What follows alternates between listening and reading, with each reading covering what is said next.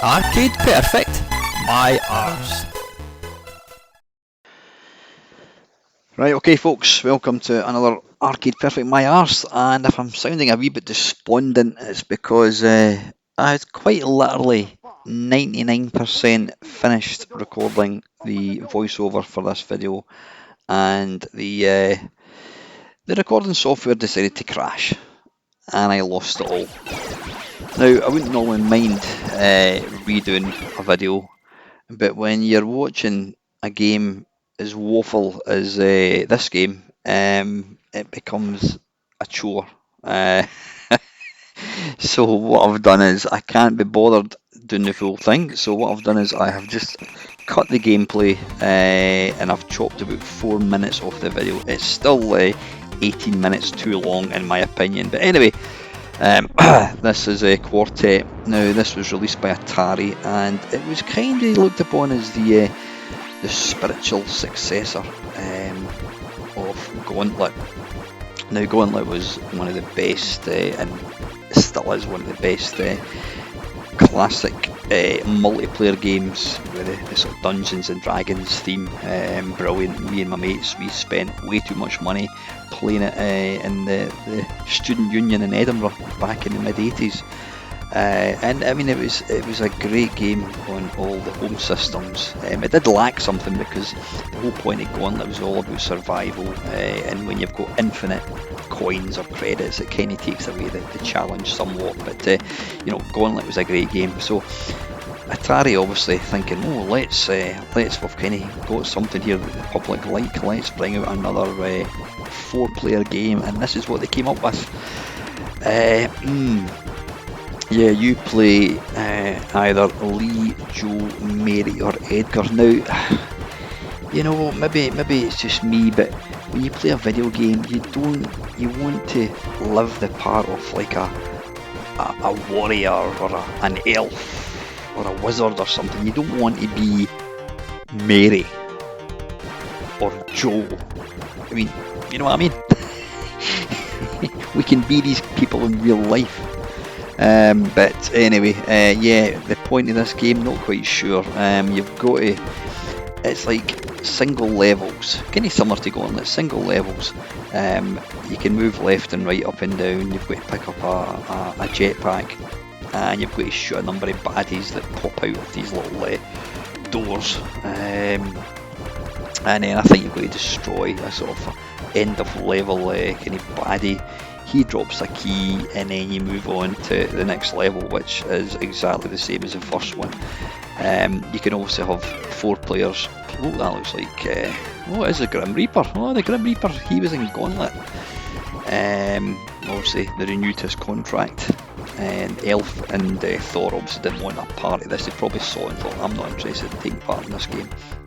So yeah, I've got to be honest, this is the first time I've ever played the game. Zap absolutely caned, or panned I should say, the C64 one, and for that reason I never actually played it. But yeah, I'm sure it might be marginally more fun. There we go, presentation ceremony. Right, let's take a look at one of the 4 home versions. Now this, kicking things off, is the Amstrad CPC.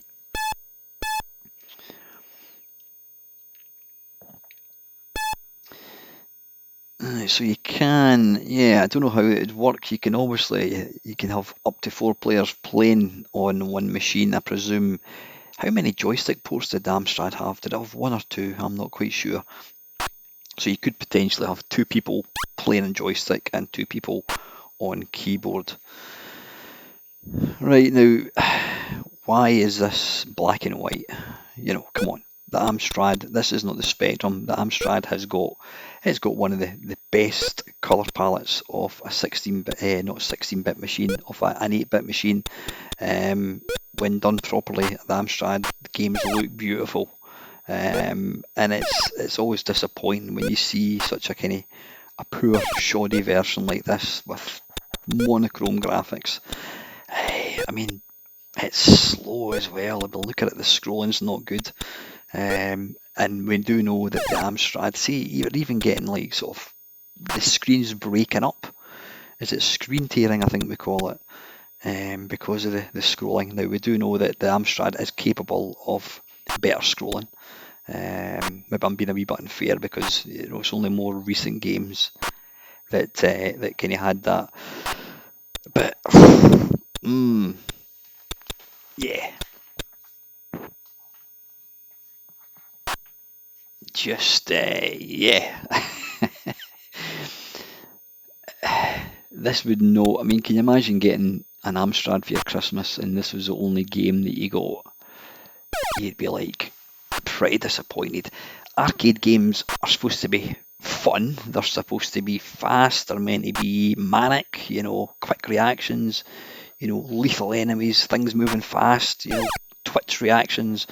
This is none of these. Yeah, just you would.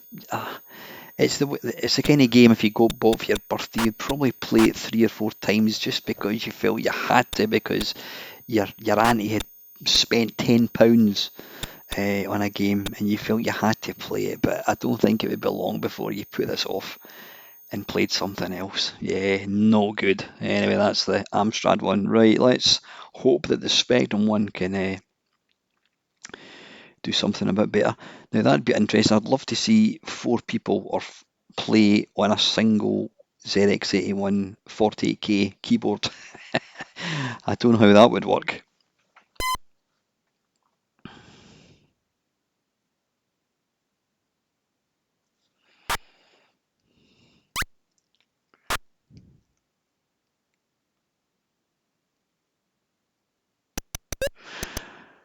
Right, well, right off the bat, this one is at least a bit nippier. There's a bit of screen tearing going on. You can see the wall kind of splitting in half a wee bit. But we know that the Spectrum, it's not really that capable of smooth scrolling. But this is playing much faster. I always thought that the Amstrad had the same processor, Z80, as the Spectrum, and it had the same speed. Did the Spectrum play faster? I'm not quite sure. But yeah, I mean, at least this one is faster. I was going to say, if I was to describe this, it would be a bit like a scrolling jetpack, which you would then say is a bit like Drop Zone. But both these games are good, whereas this is not good. I don't know. It's just that even the baddies. I mean, I don't know. They just seem to appear. Yeah, they seem to come at these doors randomly. That thing, I don't know what the hell that's supposed to be. It's not even nice looking. I mean, you can forgive a game if it's maybe a bit boring, but it does look nice and exciting. This doesn't look like it. The baddies at the bottom look something. It looks like, yeah, you can imagine R-Type if it was a static platformer. Yeah, that's exactly what this is. But R-Type is a great game, whereas this isn't. Now, maybe I'm being a bit unfair. I don't know. Maybe playing this with other people might be more fun. The screen's pretty small. There's not going to be an awful lot of movement. There's not an awful lot of room to kind of manoeuvre. I don't know. Anyway, that's the Spectrum one. Right, now this was the version that I never played, but Zap did review this game back in the day, and I can't remember what it got. I can't remember what score it got, but I do remember they panned it. And we're talking pre-internet, and if a magazine like Zap or Crash or Ramtix, whatever, if they gave a game a bad review, then invariably you wouldn't buy it.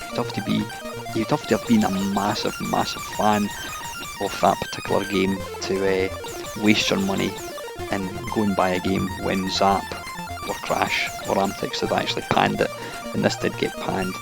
Now, I'll be honest, I've only been playing the C64 one for about 35 seconds. Already it's head and shoulders above the other two 8-bit ones, the Spectrum and the Amstrad. At least it's colourful. You can actually see the graphics. You can see what you're supposed to be doing. It's pretty fast. sound's not bad. The other two are played in virtual silence. In an arcade game, you need sound effects. You need that to kind of enhance the experience. So yeah, I mean, if this was the one that got panned back in the day, then how bad are the Spectrum and Amstrad ones? Again, the scrolling in this is nice, which is good. Oh dearie me, that is.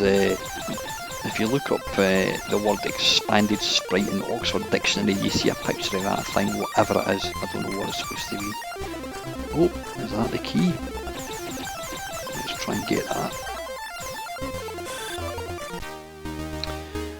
Right, I think, did that door just open? I think it did. Are we on to level 2?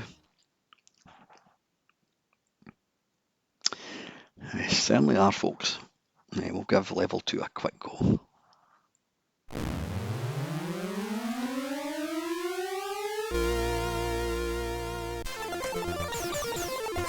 And yeah, it looks exactly the same as level 1.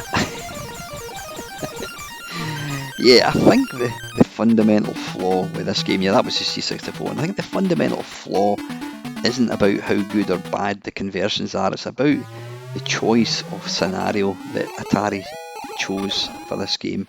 You know, Gauntlet was Dungeons and Dragons with, you know, it was exciting to then try and put it into space.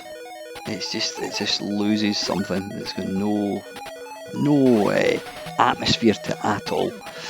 Anyway, rather surprisingly, there was a version for the consoles, and this is it. This is the Sega Master System one. This, well, obviously it does look better than the rest of them. It does actually look completely different. It doesn't even really look that much like the arcade one. That's a strange thing. That's the thing about arcade ports on home consoles. A lot of the time, not so much on the 8-bit machines, but a lot of the time with like the actual console versions, they would change graphics, they would change levels, they would instead of having like one weapon, they would give you multiple weapons, and I never liked that because I always thought that back in the day you wanted an arcade perfect version, you didn't want one that had been enhanced. Maybe you did, I don't know, because I never had a console back in the day. But yeah, I mean, I would say this is probably, yeah, without wanting to give my opinion too soon, this is probably the best, though again, it's not really, that's not saying very much at all. Thing is, you would expect a better experience because again, the price of cartridges, the price of this game would have, I don't know what it would have been, 20 quid, 25 quid possibly. You know, unless you're importing a game from Japan, in which case you'd be paying maybe 70, 80 quid. I think they were about maybe the £20 mark. I never had a Master System back in the day. But yeah, I mean it looks alright. But like I said, it doesn't really kind of feel like it's the same version as the arcade. So anyway, that's the Sega Master System. Let's do a little roundup. So yeah, where did I start? Yeah, well, I had looked at 4 versions. The first one was the Amstrad, diabolical. That's all I'm going to say. Not really the Amstrad's fault. It's a terrible game to begin with, but it was slow, it was jerky, there was no sound, it was completely boring. Awful version. Spectrum one did pick things up a wee bit. It was a bit quicker. It did feel slightly more enjoyable, but ultimately you cannot polish a turd, and that is the problem with all these conversions. C64 one, surprisingly not as bad as I thought. Now, I was always under the impression that the C64 one was a terrible game, so I wasn't expecting very much, so I was slightly surprised at how not as shit as the Amstrad and Spectrum ones it was. Yeah, I mean, it was playing fast, it had decent graphics, sound wasn't bad as well. And then you had the Sega Master System, which it was not faithful to the arcade, if I'm being honest. it's probably the best experience you're going to get. Like I say, it's not really that faithful. You're obviously going to have to spend quite a bit more money if you're going to buy the Master System one, but we're not really bringing money into it.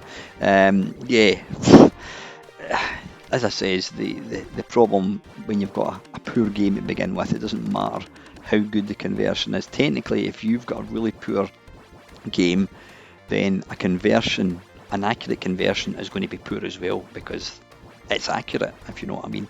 But yeah, if you really have to play a home version of Quartet, I would say, well, bronze position is going to be the Spectrum, silver medal is going to be the C64, and if you really had to play it, then play the Master System. But you know, take my advice, folks. It's a terrible, terrible game. Don't play any. I've played them, so you don't have to. And as always, folks, thank you very much for watching.